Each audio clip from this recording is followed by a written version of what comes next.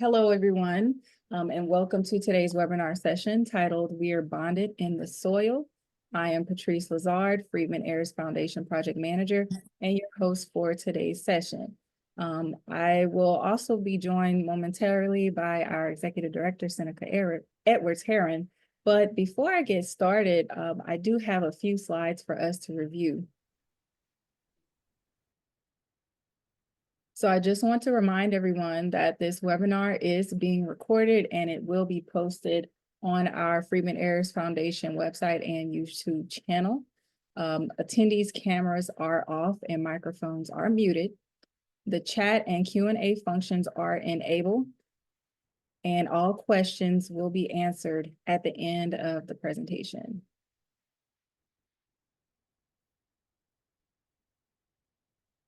Now, this slide just tells a little bit about who we are as an organization. For those of you who are new to our webinars, so Freedmen Heirs Foundation is a nonprofit organization with a laser focus on expediting change in the agricultural sector.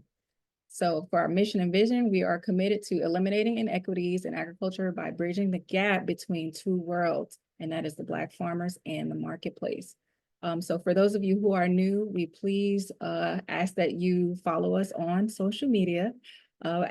We have a Facebook, LinkedIn, Instagram, and YouTube accounts, and you can easily find us by typing at Freedmen Heirs Foundation in the search bar. We also ask that you please subscribe to our digital magazine that goes out monthly.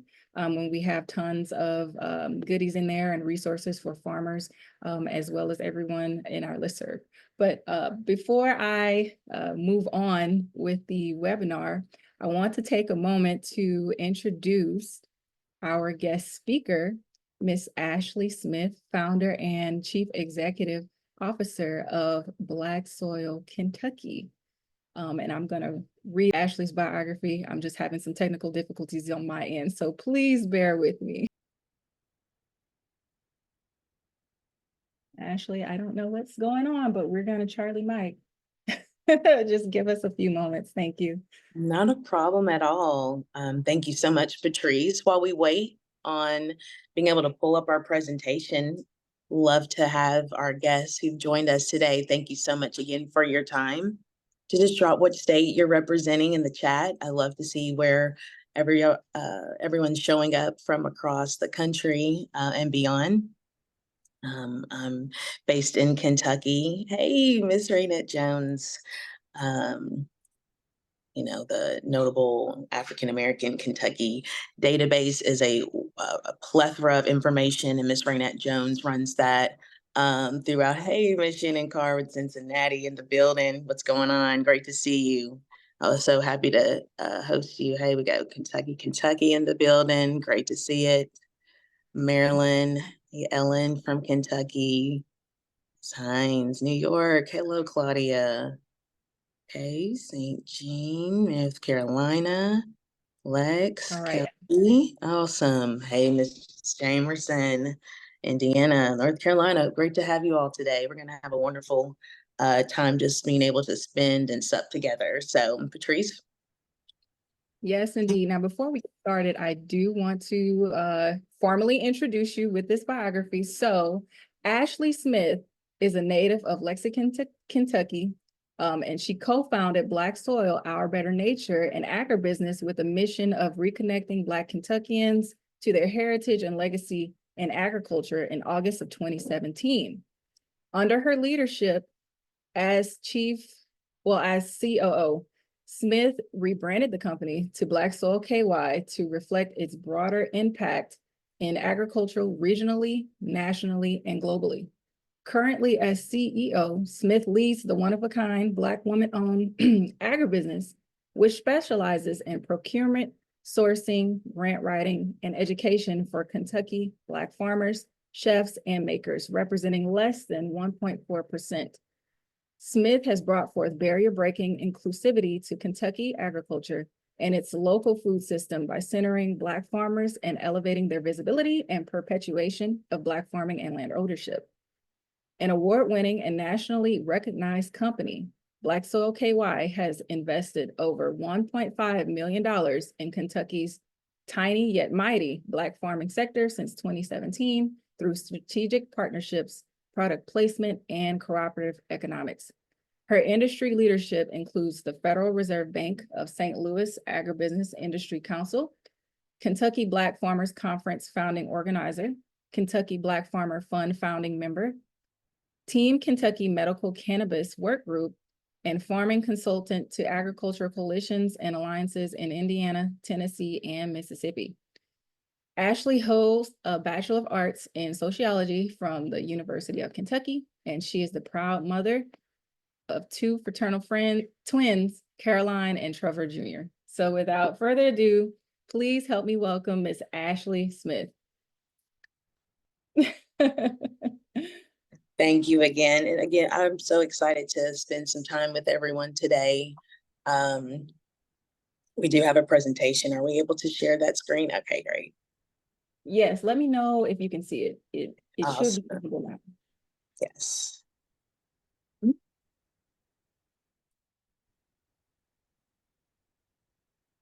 You know, when I have a chance to meet with individuals from across the country, some have had a chance to spend time with us and receiving the information that we'll share today in our presentation, while this could be your very first time coming in contact with who we are and what we do.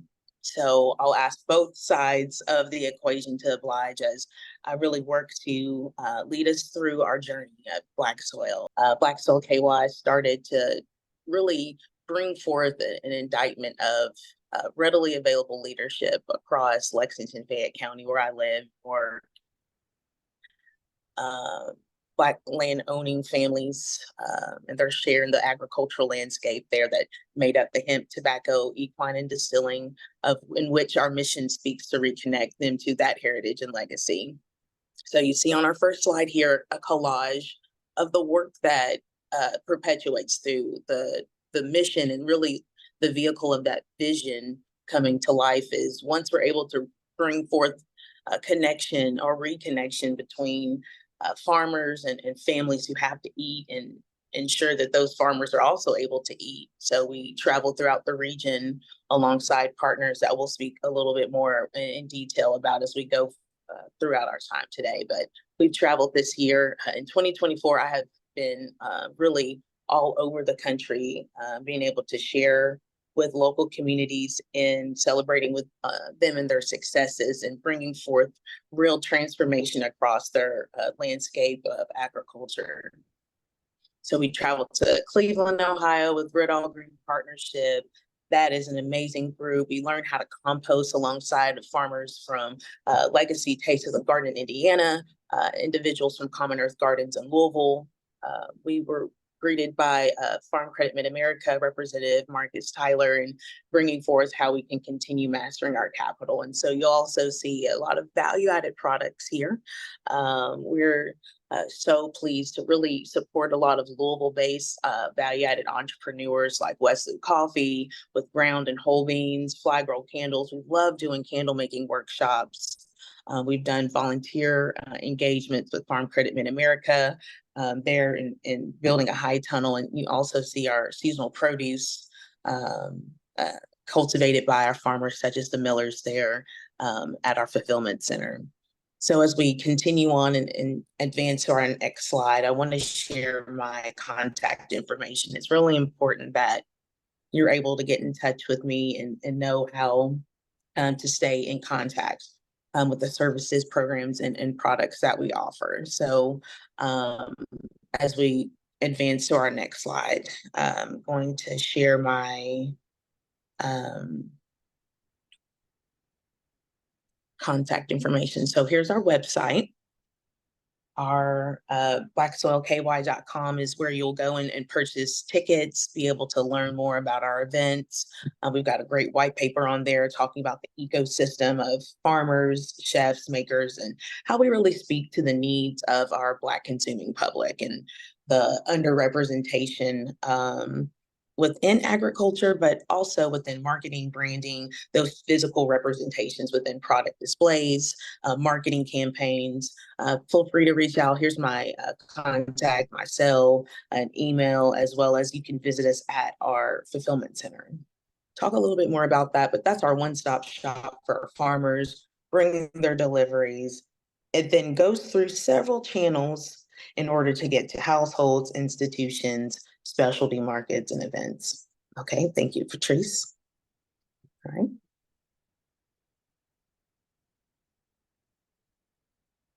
So I shared a little bit about our mission. And so in the beginning, it was I'm a fish out of water, left working at a historic Black theater that it was established during Jim Crow segregation.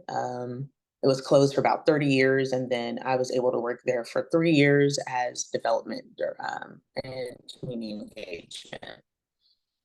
I was recruited into agriculture to work in community engagement and helping people understand land use policy, something, again, I had no clue about, but the principles of meeting people where they're at and making it relevant. And so with agriculture, I had to make it relevant for myself. And so the question was, with the job that I had of attending city hall meetings, of where are the decision-making opportunities for Black Lexingtonians. They really didn't exist and still in many ways don't. Our city spends around 1%, I believe, with Black-owned businesses across the county. So we set forth to just showcase, here are people in plain sight who own farms, who live in rural landscapes, who own land. Why are they not being engaged around the decisions on land use matters? So with that being said, I said, okay, what if we brought people from Lexington and Louisville together to explore their agricultural roots? We had to actually start outside of Fayette County. And so we worked with a barber farm. 4 of the 7 siblings have returned to farming. It's a diversified farm. It has a CSA. They have livestock operations.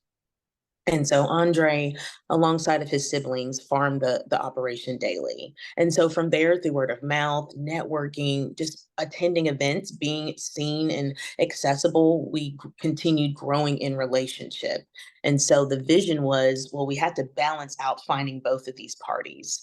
The families that are attached to faith communities, social groups, sporting clubs and organizations, and then bringing forth these farmers to have a chance to bridge both. Both were in need. We know urbanites, those living in larger cities, not to the confounds of rural communities and counties, have a greater experience at times disproportionately with food insecurity, living in communities that are redlined and be designed that way in many ways. So Patrice, on our next slide, we'll continue speaking about how we bring forth both our mission and our vision and how we work to just amplify the chances for both of these groups to meet. And so we did that through agritourism. And so all throughout the first 3 years, for the very first event date, for the very first Black Soil Farm Tour, not a ticket was sold. And I'm so thankful that it wasn't a smash hit. And so for many of the pieces of success that we've been able to muster out through grit and determination and just not giving up is looking back at the times when you thought the path that you were on and getting the word out and communicating and doing outreach was working, and it just kind of fell flat. What lessons did you learn? And so this is really a story about a lot of lessons learned, how to speak many dialects. So I'm an agricultural linguist. I speak to farmers in their own dialect. Each farm represents their own unique story. And so we've had the absolute tremendous honor in speaking with these individuals and learning their story and help connect that story to their audience, right? That's designed just for them. So as a charitable fund, I want to share a little bit about our board of directors. And that's on our next slide. And so these individuals are spread out throughout the United States, from Paducah, Kentucky, which is working alongside Erica Emerson Hudson, or Washington, D.C., Brian Andrew Johnson, Cincinnati, Ohio, with Mr. Ed Holmes, and Lexington, Kentucky, with Charlie Rowland. These individuals are advisors leading and guiding our leadership to best serve and steward funds that have been entrusted to us, to ensure that the audiences that we get to work with, that entrust us with the outcomes within their communities are stewarded well and with transparency and accessibility to the community. Okay, so we'll advance to our next slide.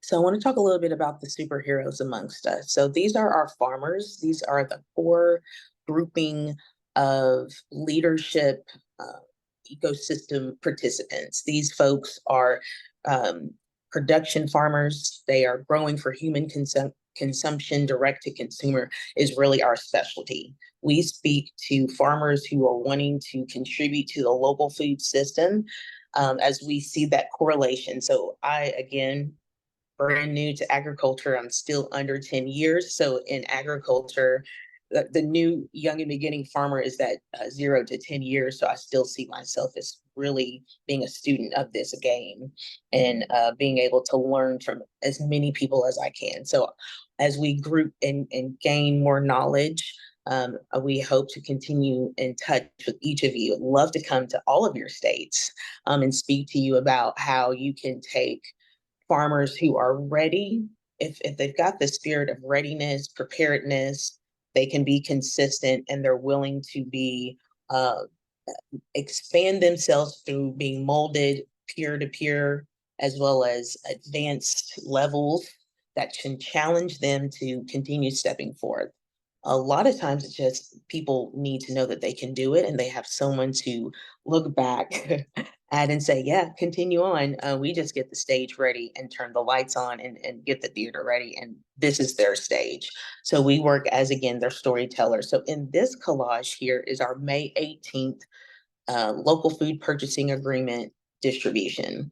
We set forth and we fed around 600 families. So they received chicken cuts from sustainable food communities. They received fresh seasonal produce that was coming off the farm late May, early June. And so these individuals, we work tirelessly and we over communicate. They receive a tremendous amount of emails and text messages and phone numbers because one, our commitment again to that stewardship.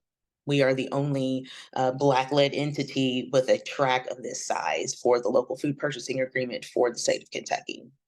It's not missed on us on the weight of our success and being able to fulfill with integrity and ethics above board and above par for those standards and being able to be enacted. So we are honored and we are thrilled to have managed a portfolio of $700,000 for our first time in working in this type of level of a grant program. It's something we've worked towards through naysayers and gatekeeper blockers, and we just learned how to continue listening to the farmers on their comfortability on scaling up.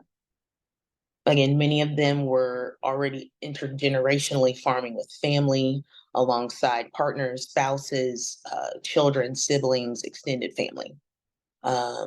They also have public jobs, from being a train conductor, a family resource coordinator, physical therapy, office assistant, factory worker, neuroscience researcher, environmental landscaper, doula. I'm just going extension agent. I'm going through this list here.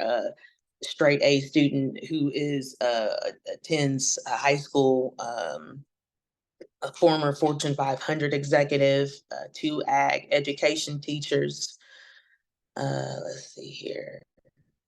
So yeah, I think that really also sums up the balance in which we also have to take. So I have to balance my personal and professional life as much as they have to manage their first tier of employment, which is their public job. In many ways, it kind of, again, it goes back and forth, and then having their farm operation.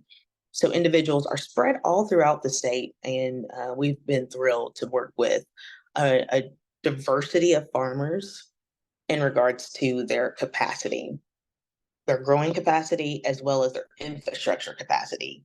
What type of, so you see trailers, we have carts at our center, you see the tables. We have to meet them in the middle as well. They can't all just bear the responsibility of executing. We also, as Black Soil, bring forth the record keeping, invoicing, reconciliation of what did we receive versus what you invoiced us, and be very meticulous. People can plot on your downfall, but you can't give them the opportunity for the door to be open, and you are being sloppy and you walk right into it. What we're working to do is move us forth as a sector here locally to look back and say, well, there should be no ever question as to what we can't accomplish when we put our minds to work together. So we can advance to our next slide.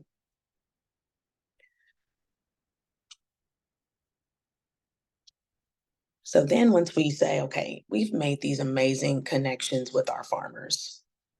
I remember my first transaction with Cleve's Family Market. It's May 18th. Excuse me, it's May 2018. Again, we begin Black Soil KY August 25th, 2017. Meet Cleve's Family Market December 2017.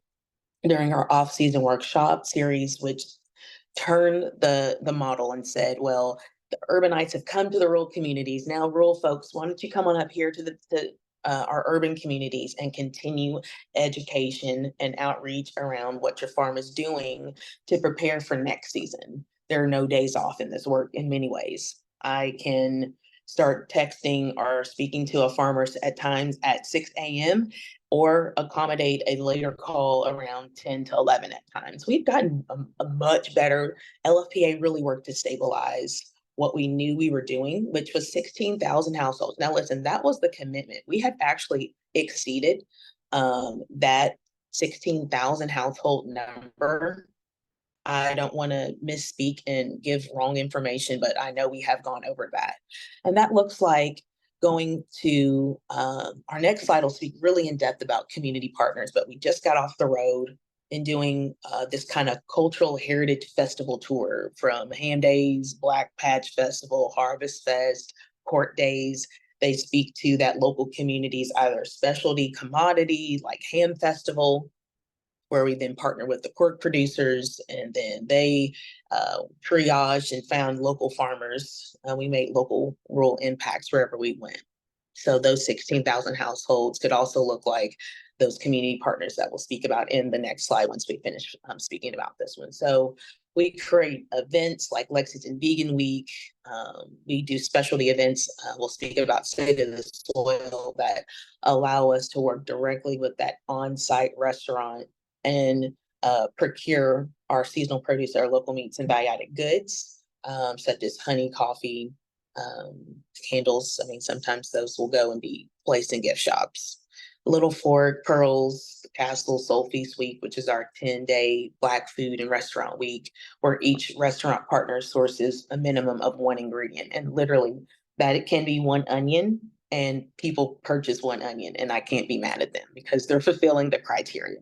It's putting into practice within our community, which again speaks to some of the principles that we want to pull out of that white paper that I spoke about earlier, of giving people just an inch of a chance to support a local farmer really does transform how they think about not only themselves and that direct correlation of they can see an outcome that is produced directly from the harvest, the yields, the hard work of that farm and that farm operation. So it's teaching, completion of tasks, being consistent, reliability. So we can also speak to how managed care organizations such as Aetna, Better Health of Kentucky. So those are your Medicaid, Medicare, insurance providers. We wrap around services. So they're looking during open enrollment to increase the enrollment of folks within the insurance, that they have available. We are able to provide Q4 market share for farmers by helping connect their product with 400 families, all scattered throughout the state of Kentucky. And then institutional sales. This is probably one of the hardest ones, that doors that we had to really kick open. The gatekeeping within your institutional procurement can be crippling. But if you are consistent and you find how to ask the right questions, we were constantly being blocked because we didn't have the right certifications and trainings. But the unfortunate piece of that was when asked, what are the steps that we need to take in order to get these trainings and certifications? It was just very unfortunate that the information was always so cloudy and hard to access. And it just became to the point where you wanted to kind of start banging your head against the wall. I'm so thankful we had great relationships and continue to have great relationships with our farmers that are deeply based on trust. We had some wins underneath our belt, and we had also had some failures that were shared experiences. There wasn't one party that had to weigh and the heavy burden of just having to take everything on their chin, or the win was only one-sided. It was shared because the work was mutual. And so I want to speak to our industry professionals who work with our farmers. You have to understand your yes or your no really can make or break someone's existence as not only a business, but a person. We speak so deeply about mental health within our industry, but we forget that we can be contributing factors to the detriment of the well-being of others who are simply trying to make a difference. There's a lot of folks who just don't have the guidance, and we've got to embrace the patience and the understanding that it's on us to explain things and navigate folks through an industry that's been made to be more difficult than it needs to be. So we'll go on and advance to our next slide.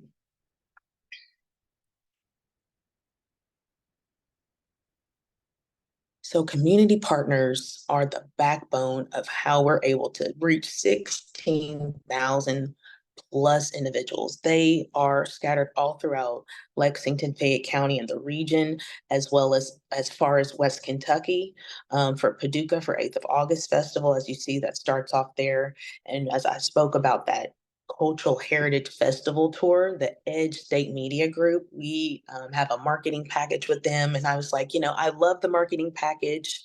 We did some commercials, we've done some email ads, but that wasn't truly like enough of an impact of how we wanted to get to the people on the other end of the actual radio.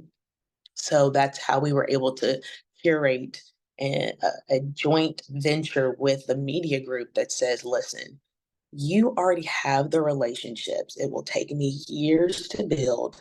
So how about we compromise? I bring some product with me, you bring yours, and we put it in the middle and we serve folks. And this last weekend we did 1,000 families day one. We were only supposed to do, literally, I had two 500 packs of bags that went in the first day, and the closest outlet that we would secure those bags from would be 45 minutes away. So we had to then pivot and tell folks, please bring your bags with you the next day. So this work can be very unpredictable, and so a lot of these community partners showcase their willingness to jump into action at a moment's notice. From Kane Kitchen, though they're not listed on here, we jumped into action as many of our events were canceled during the hurricane. We were we found ourselves with a large amount of produce that was perishable and needed to be distributed immediately. And so in light of many people losing their hard-earned groceries, we were able to help people restock. They came to our fulfillment center. It was a great way to welcome new neighbors and new faces and connect them to the work and the service, as well as we sent enough servings for 1,200 servings of vegetable soup for folks in the Eastern Kentucky service area, as well as there in the Tennessee affected areas. These individuals also represent community members who just have a knack for keeping their finger on the pulse of what's happening and connecting resources back to those who they serve. So I want to speak a little bit about how farmers or community-based organizations or those looking to use agriculture as a change agent should really think about those neighborhoods that have been overlooked and neglected, and find yourself aligned with their leadership and build coalitions around that food security. We have seen tremendous inroads of quality of life improvements, from reductions in numbers of shootings, gun violence, homicides. Not saying, oh, there's a one-shot solution for this very compounded challenge, but it's a contributing factor that oftentimes goes overlooked. And so you have these neighborhood angels, in a sense, really looking out for folks and connecting their elders as well as school age youth with produce on a regular, consistent basis. So we, because of the Georgetown Street Neighborhood Association in particular, will be opening up a brick and mortar retail store where folks no longer have to, be beholden to a once a week distribution based on our inventory and resources and how we had to balance the grant. 7 days a week, they're able to walk right onto within their neighborhood and improve continuously that quality of life, building in convenience for folks. We see a swath, a spectrum of consumers represented through these community partners, as well as folks who just find us organically through, Google My Business or social media, earned media with coverage on news channels. We've seen folks with holes in their shoes to suicide door Teslas, and they receive the same level of consistency, of kindness and grace. So we can move to the next slide.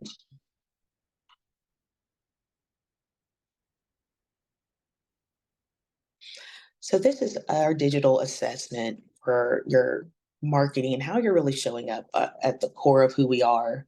So I want to encourage you to take a look at, where are you showing up with your brand? How are you showcasing your products? How do people get in touch with you? Just putting all of the pieces to the puzzle together. So this is a complementary digital footprint assessment.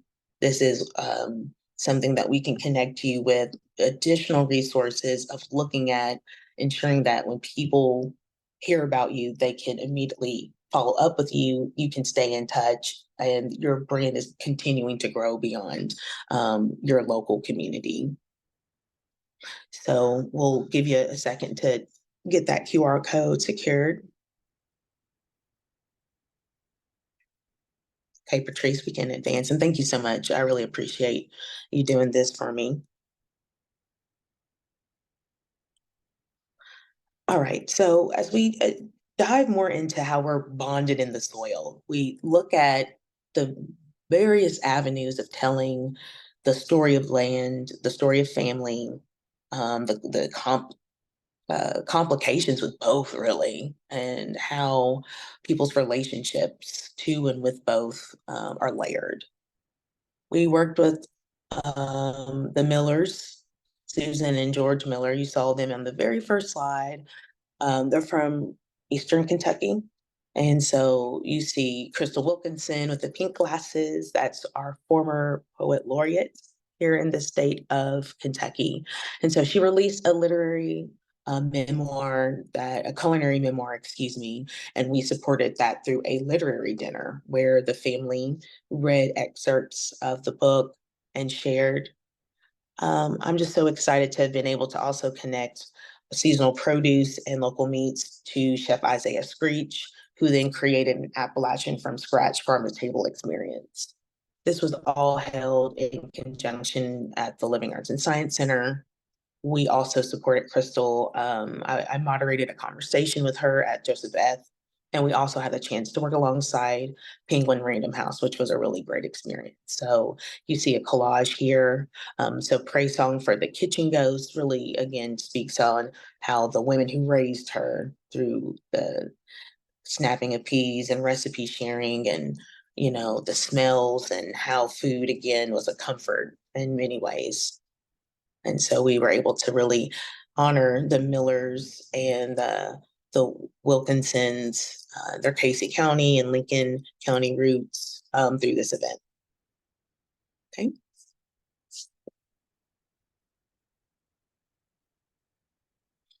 So this March during the Kentucky Black Farmer Conference, we graduated and said, we are here not only to establish our baseline for ongoing adventures such as State of the Soil, which launched this year. We'll talk a little bit about that.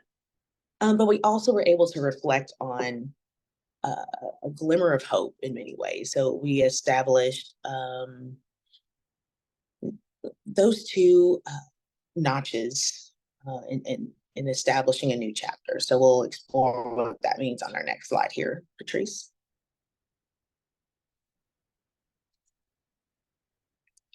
So one of the ways that I had to anchor myself into agriculture was getting familiar with the data, and understanding why in the world and how in the world did there go from 100% of farmers to like, as you see here in 2007,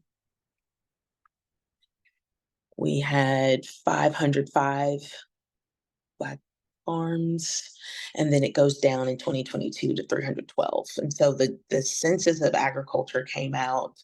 I was using in 2017 the statistics from the 2012 census.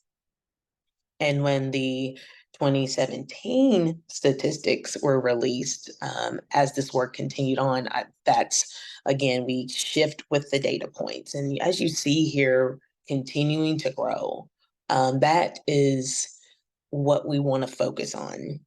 We ask the question again. I can look around at the grocery stores, big box stores. You have no idea what the farmer themselves look like.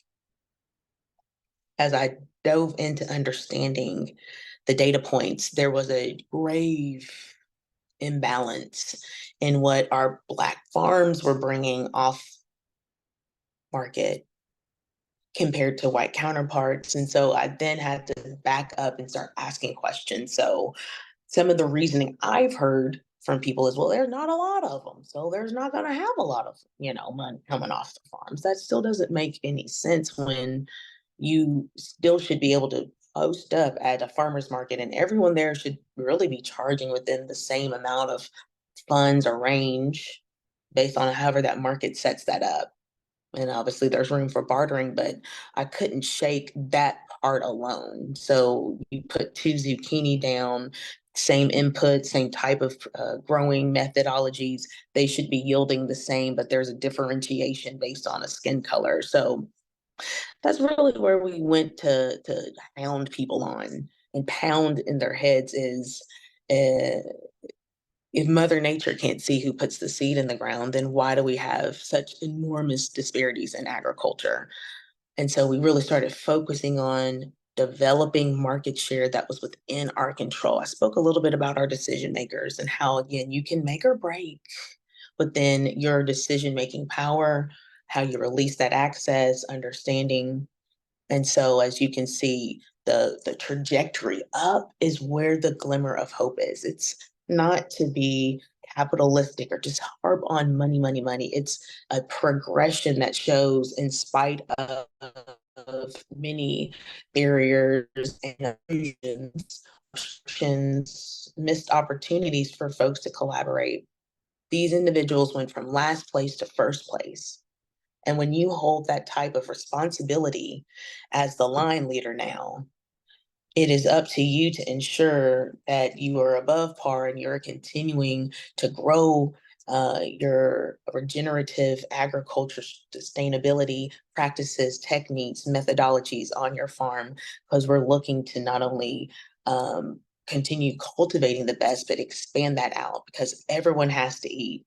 And we need more folks growing to direct to consumer for human consumption as we work to balance out, reduce, and eradicate low food scarcity, hunger, and food insecurity, so we can advance Greece.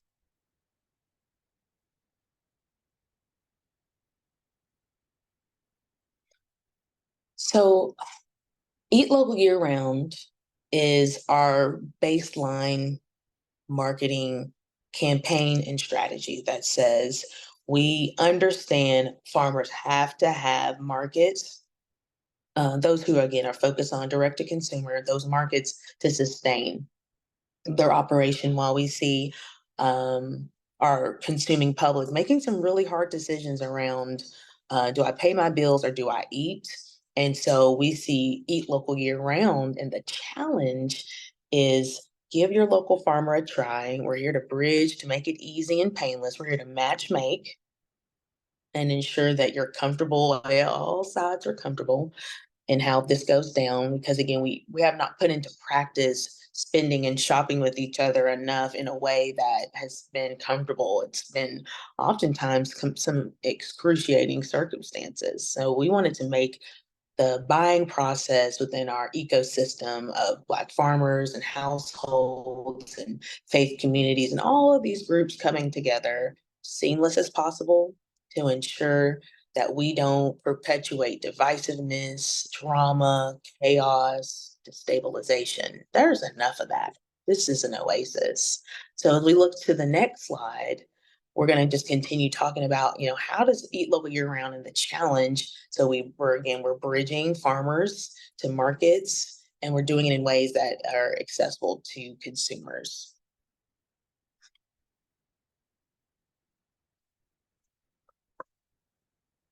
So again, we're already within the forward. As we look forward, we're in construction right now of the brick and mortar for our West End, alongside Georgetown Street Neighborhood Association, which that community will be leading and guiding and directing. We inventory the facility, we ensure the maintenance looks great. We went through the zone change, paid for the attorneys, did all of that to say, this is yours. The fulfillment center that was in my contact information that serves as our headquarters, my office is there alongside of my executive team, admin team. And then we also welcome folks in for retail in the front part. So we just moved there.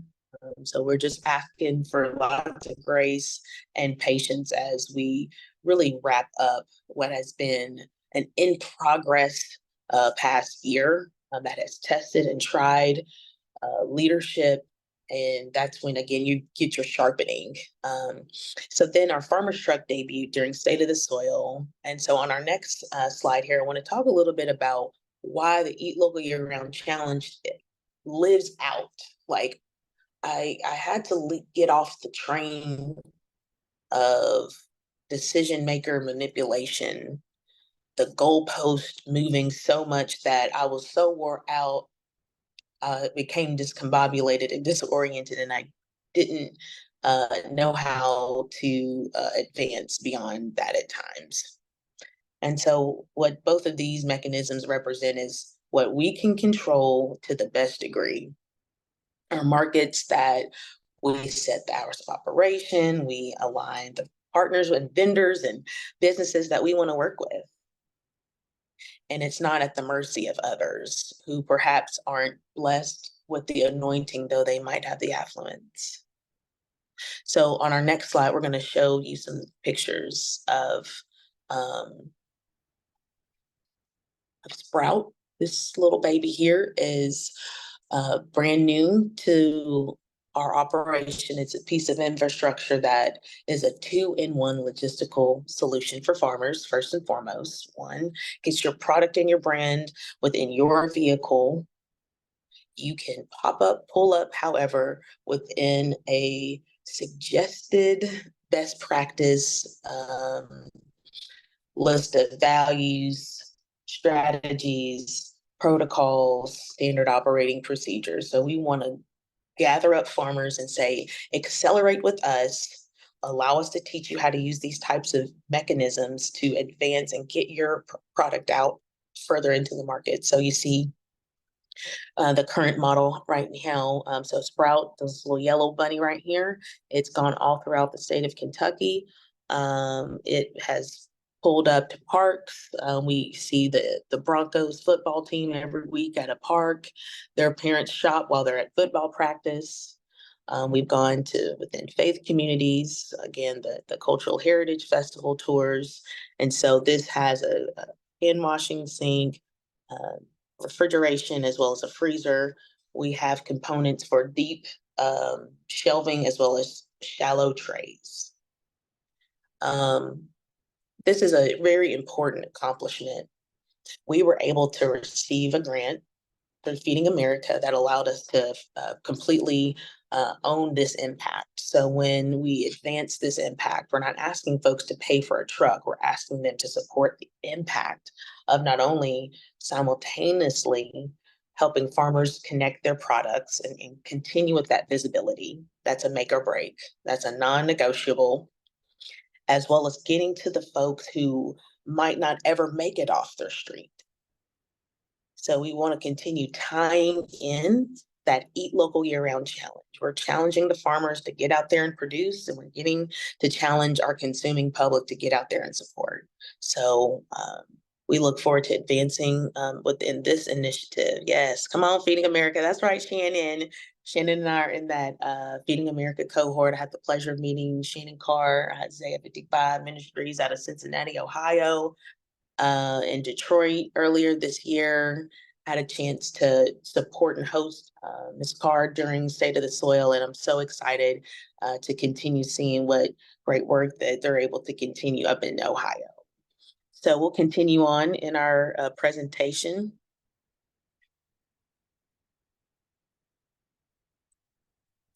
All right, so this is just I want to give y'all a sense of the type of marketing schlicks that I'll have my team listen. Lord bless them.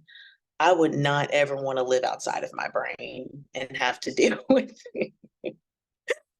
with processing what my brain is trying to explain when it's not fully vetted. So I want to graciously always be appreciative and thankful for my team who can interpret my vision in ways that oftentimes can exceed that expectation. So this is a marketing schlick we put together for our anniversary dinner at the Kentucky Castle. At that time, we didn't have the truck. We was thinking we was gonna have the truck. See, unpredictability encourages, it fosters, it forages your progress.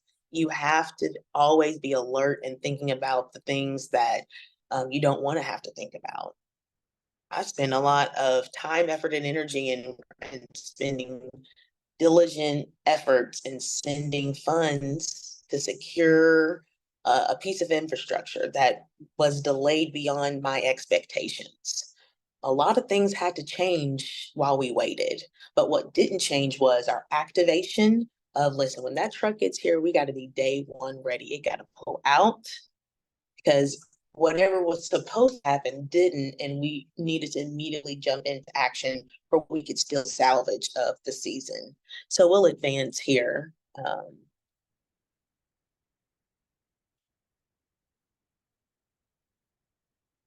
So this was what our 2024, yes, child, I was busy. We was all over the place and we're still getting out there. You know, I'm going to be up in Indiana for the Indiana Black Loan Conference, November 1st, 2nd. If there's a way that we can drop that registration in the chat so we can get folks from our region wrapped around the awesome offerings that the Legacy Taste of the Garden leadership is putting out into their local ecosystem. So we ripped and ran all throughout Kentucky with Farm Credit Mid-America. This year, our farm tours really focused on, okay, we said we was going to establish our baseline. So our baseline, as we started off in our presentation, are our farmers. We had to continue. Just because we advanced according to the data doesn't mean we got to take our foot off of the accelerator. So this means we got to go harder, but smarter, and do it in different types of ways. So we traveled all throughout. We've done different types of speaking engagements. We had State of the Soil, Black Soil KY Week. We always go to the Kentucky State Fair, do cooking demos there. That's always super fun. Fed about 700 folks this Black Soil KY Week. So what was the name of the conference? The name of the conference, the Indiana Black Loam, L as in lion, O as in Oscar, A as in apple, M as in Mary, Loam Conference. That'll be Friday, November 1st and Saturday, November 2nd in Indianapolis, Indiana. Mrs. Denise Jamerson is on this call. So I'd love for if she can drop her information in the chat along with that registration. If I'm missing anybody else's event coming up, forgive me. I don't have it. Okay, so then what else did we do? So we did a lot of different things. So on our next slide, so I don't see. Whoops. Okay, so on our next slide, I already advanced on mine, sorry.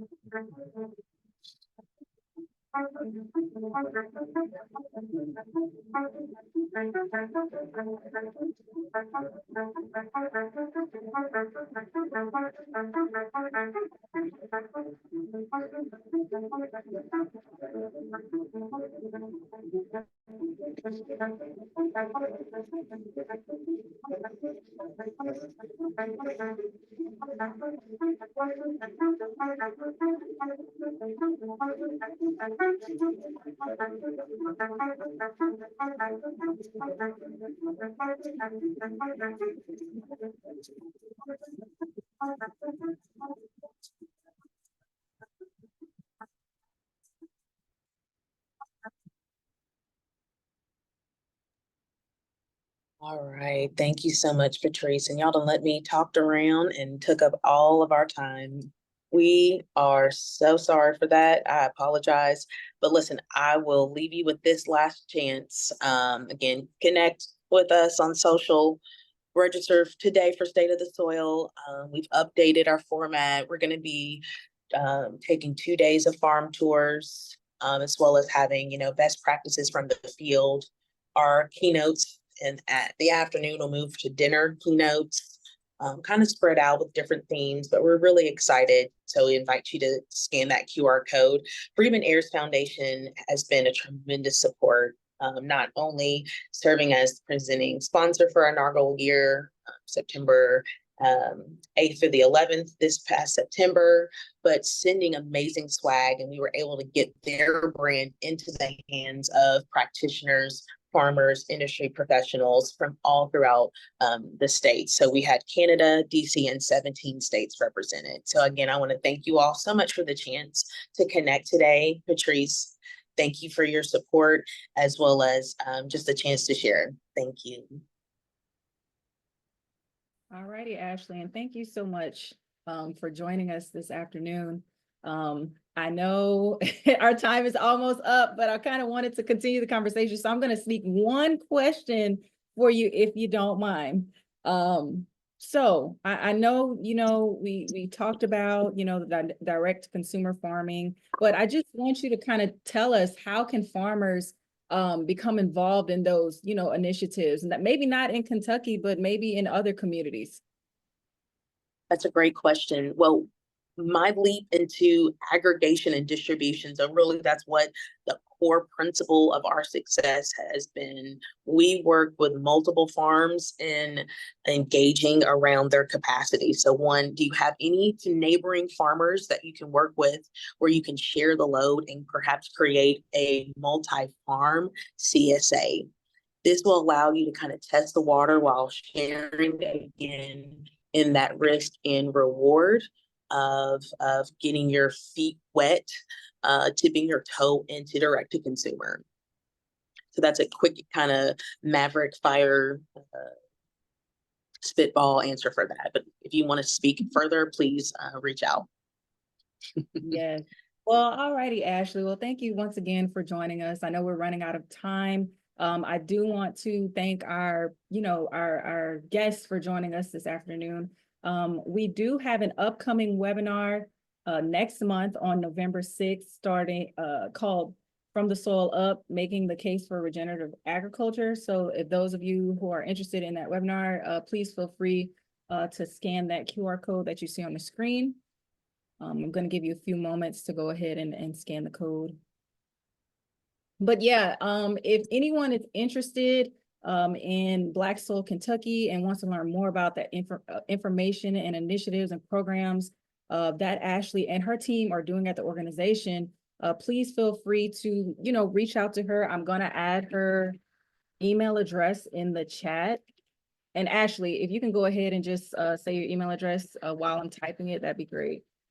Yes, it's my first name, Ashley, ASHLEY, at Black Soil, BlackSoilKY.com. All righty, perfect. All right, All right, well, everyone enjoy your week. Yes, all righty. Thank you so much for joining us. We do have a post-webinar survey, so if you could please give us a few minutes of your time to take that survey and let us know how we did. We really appreciate it. All right, Ashley, thank you. Take care. And to all of you, we're looking forward to having you join us again on our next webinar session. Bye-bye, everyone. Thanks, Patrice. Thank you.